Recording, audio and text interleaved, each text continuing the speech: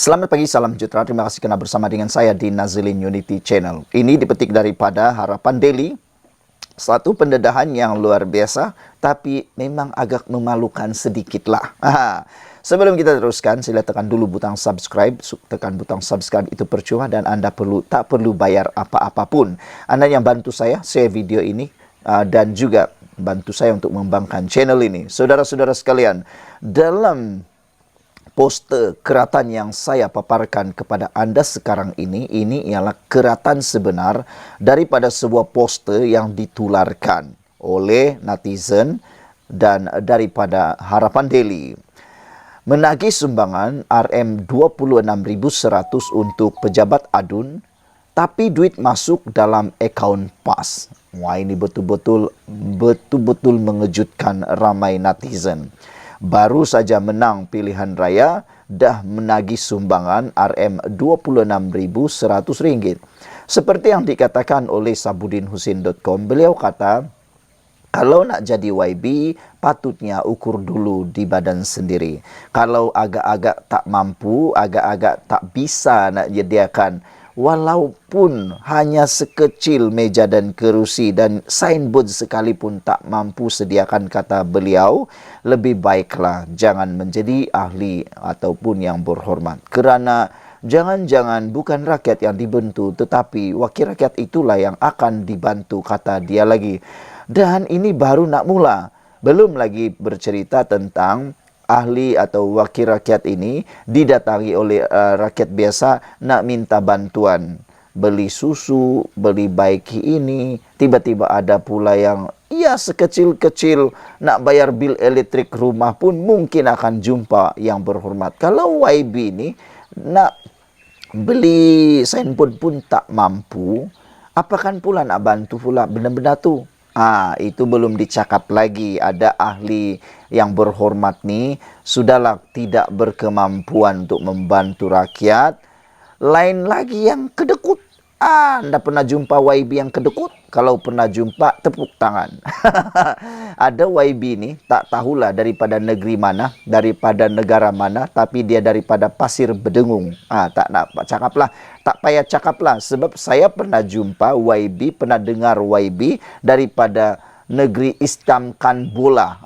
Berbola-bola daripada negeri Pasir Bedengung.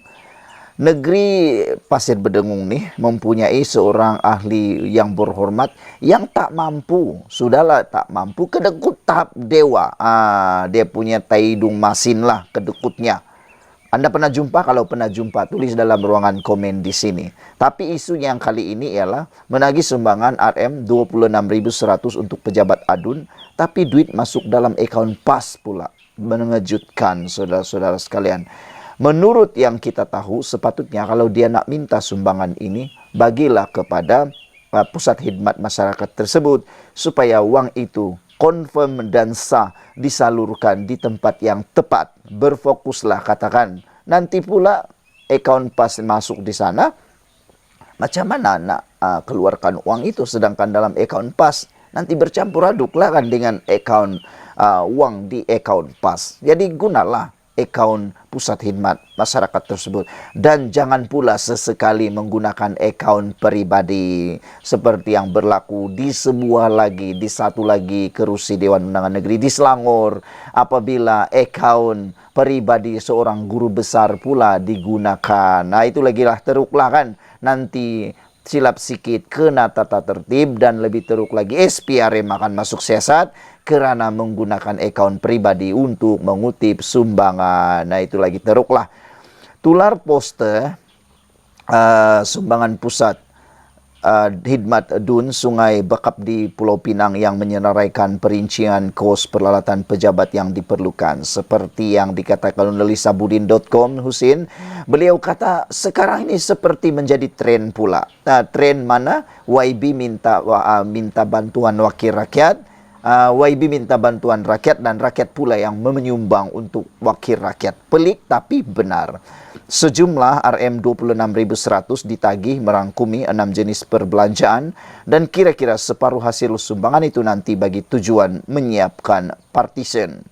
Sumbangan juga diperlukan untuk kelengkapan penyaman udara, meja dan kerusi, signboard beserta spotlight dan set sofa untuk tetamu.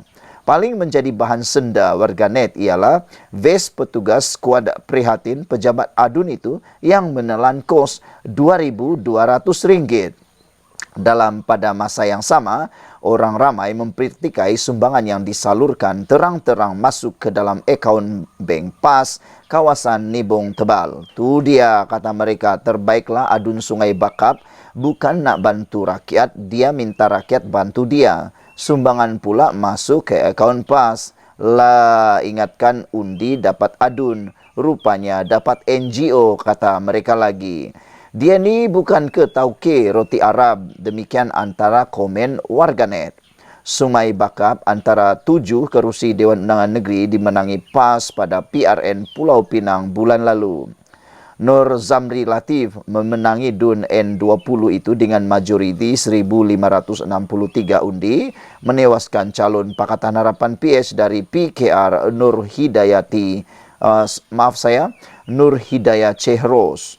Dia yang dipanggil Abang Zam berusia sekitar 50-an dianggap oleh ahli jawatan kuasa kerja PAS Pusat Ridwan Muhammad Nur sebagai ligat mencari dana awam untuk menyantuni masyarakat. Sekian dulu untuk kali ini. Jangan lupa tinggalkan komen anda. Sila tekan butang subscribe. Kita jumpa lagi. Bye-bye.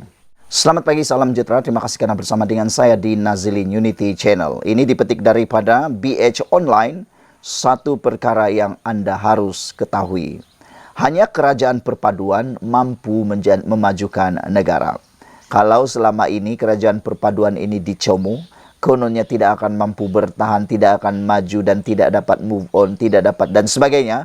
Terbukti selepas 9 bulan menjadi kerajaan perpaduan ini, menjadikan negara Malaysia makin hari makin hebat, kembali menjadi harimau di Asia. Dan terkini dilaporkan bahawa audit negara mengatakan, melalui JPM mengatakan lebih 10,000 isu berkaitan dengan kewangan telah diselesaikan. Ini bukan suatu perkara yang dipandang enteng, tapi ini satu hujah menunjukkan negara ini makin hebat dan kita makin dihormati di persada dunia. Hari ini pula laporan ini mengatakan hanya kerajaan perpaduan mampu memajukan negara. Saya setuju dengan laporan ini kerana kerajaan perpaduan yang kita miliki sekarang ini ialah gabungan antara Pakatan Harapan dan BN. Dua buah kerajaan yang hebat. Barisan Nasional dengan pengalaman kepimpinan di Malaysia ini yang tak boleh dinafikan, punya pengalaman bertimbun-timbun luar biasa, dan Pakatan Harapan pula dengan reformasi dan transformasi yang lebih hebat luar biasa dipimpin oleh kepimpinan Datuk Seri Anwar Ibrahim. Pastilah tidak dapat dinafikan lagi bahawa kerajaan perpaduan mampu memajukan negara ini. Siapakah yang dapat menafikan perkara itu? Siapa? Tiada satu pun antara kita dapat menafikan. Bahkan pembangkang yang ada sekarang ini, menurut netizen, menurut pemerhatian politik orang yang lain, mereka kata terbukti adalah kerajaan yang gagal pada waktu yang lalu, kata mereka lagi. Semua pihak perlu bersatu padu dan asas itu dibuktikan kerajaan perpaduan yang disertai 19 parti politik. Veteran DAP Tan Sri Lim Kit Siang berkata, peluang dan masa perlu diberikan kepada Perdana Menteri Datuk Seri Anwar Ibrahim, bukan sahaja untuk memulihkan ekonomi negara, malah meletakkan Malaysia dalam peta dunia. Katanya, negara yang kini ditabir kerajaan perpaduan berada pada landasan yang betul dan mampu menjadi negara kelas dunia. Saya yakin Malaysia boleh bangkit semula menjadi negara yang cukup dikenali di bawah pentadbiran Anwar, kata beliau lagi. Jadi kita bagi dia masa 4 tahun ini untuk membuktikan perkara itu. Saudara-saudara sekalian, bukan hanya Datuk Lim Kit Siang yang pernah mengatakan ini, bahkan Kebawah Duli Yang Maha Mulia Sultan Johor juga telah bertitah bahawa beri masa kepada Datuk Seri Anwar Ibrahim untuk memajukan negara ini kerana Baginda Sultan Johor dapat melihat potensi luar biasa yang dimiliki oleh Datuk Seri Anwar Ibrahim. Kalau dah raja pun, sultan pun dah nampak perkara itu, kenapa kita sebagai rakyat biasa tak boleh nampak?